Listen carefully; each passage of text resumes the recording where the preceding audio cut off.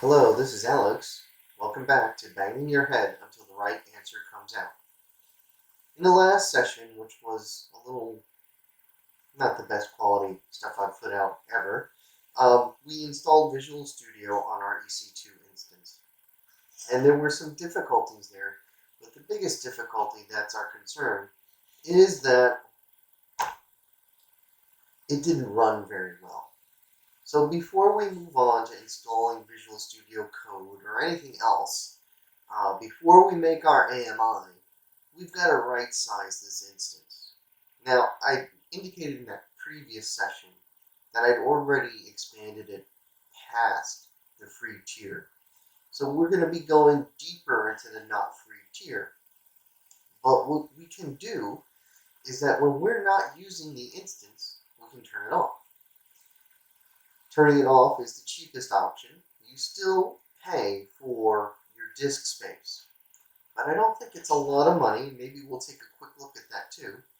But what I wanted to show right now is what happens when I change the size of an instance and that process, and also the cost that's involved. Okay, here we go. So I'm already logged in to my AWS Management Console. And before we go much further, let's just take a quick look here.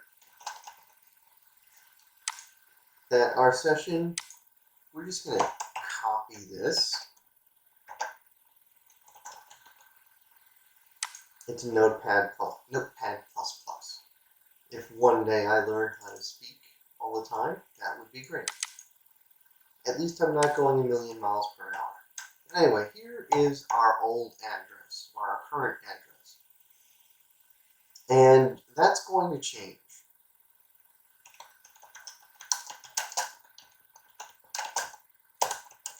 Because we have to stop our instance. So before we do anything, let's just make sure it's here.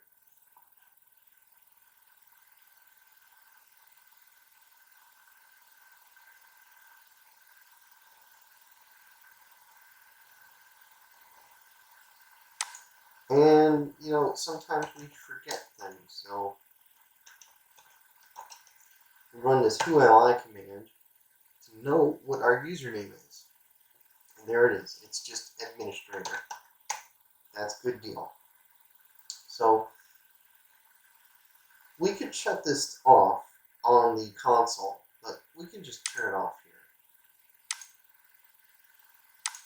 here. I remember once that I turned off a server in production, and it was in a data center. That was not fun. I had to call people had questions. So definitely don't do that. So if we go over to the AWS Management Console, let's go ahead to go to EC2 and Instances. And we can see that our instance is in the process of stopping. And we can also see that our instance type is T2 small.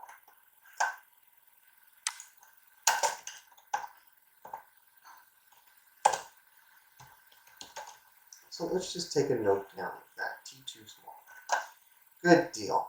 All right, so while that's going down, let's look around there and look at instance types.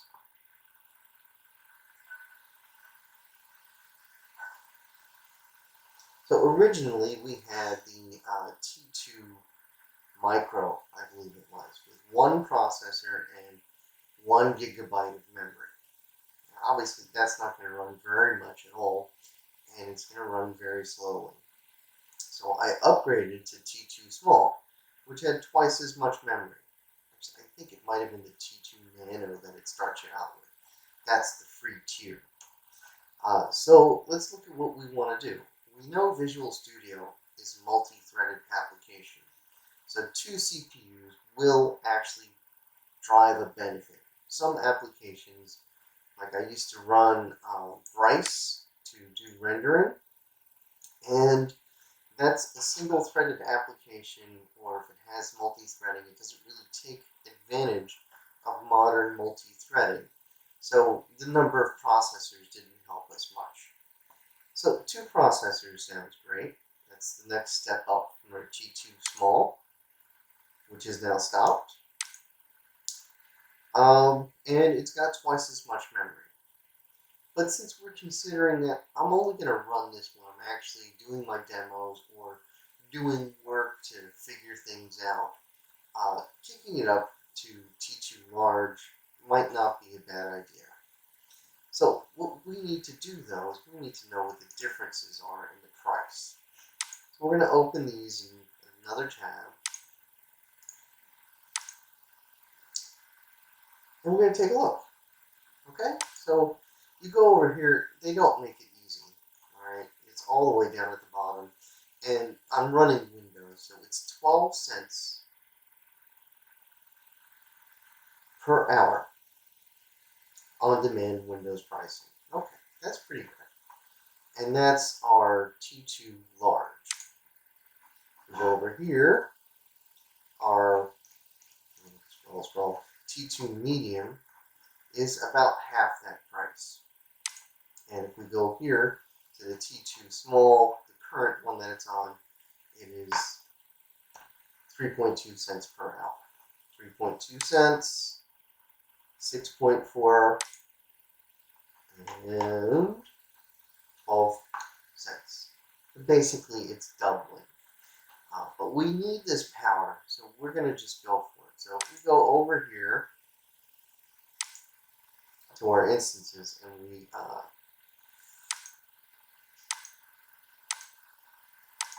click in here, having a bit of a brain fart, but that's alright. Nothing like doing it in front of other people, right? Instant state, we don't want to start it. Let's go back here. Actions, here it goes. Instance settings, change instance type. So we click on that. Alright, so it says you are a T2 small. Well, we're going to go to T2 large. And let's just double check that that's what we've got over here, so that we don't get any surprises with really expensive charges. Okay, T2 large, we're going to hit apply. Off it goes. It's done that. And then we're just going to go ahead and instance state start instance. So hopefully immediately we'll notice a performance improvement with Visual Studio.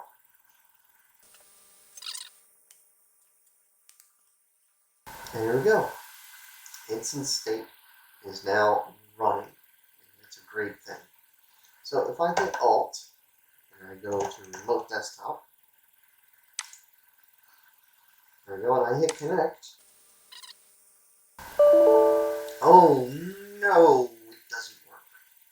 Okay, that's not unexpected. So let's close this. If we go into our instance, I should give it a name, but that's okay. If we look at our instance, we see here, this is our new address. So if we hit copy, and we go on over here, and we paste it on in, you can see that these are different addresses.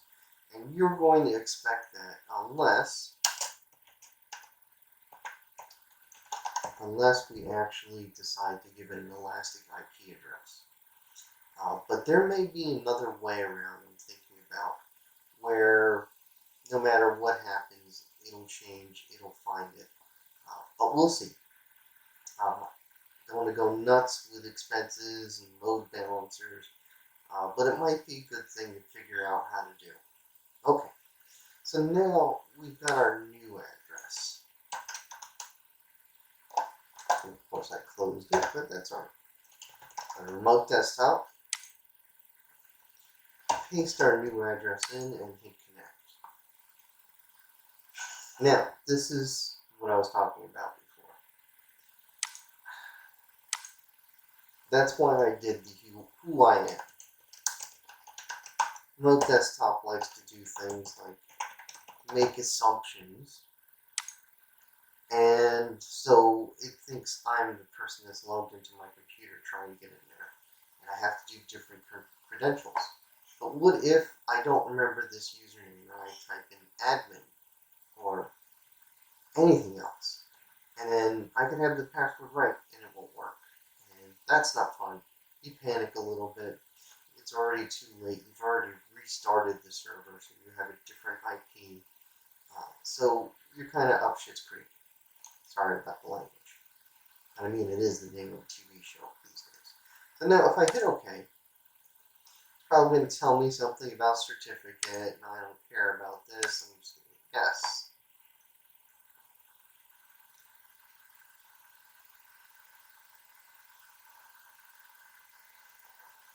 Here we are. Our brand spanking new instance. And I suppose that if we looked up here and we took a screenshot from when it was running previously, that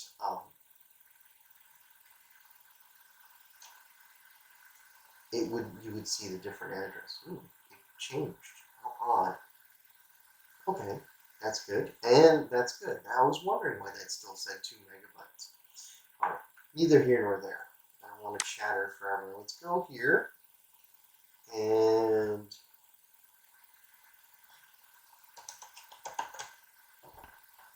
let's start Visual Studio. Hopefully it goes better this time. And hopefully the font isn't too small for me to not see that I typed in an error. Okay, so I didn't ask us about this before. Let's try signing in.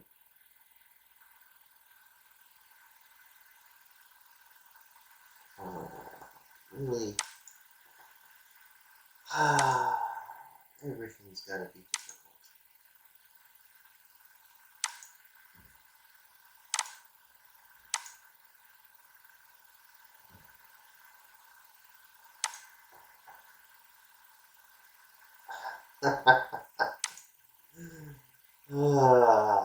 Let's go with dark mode at least.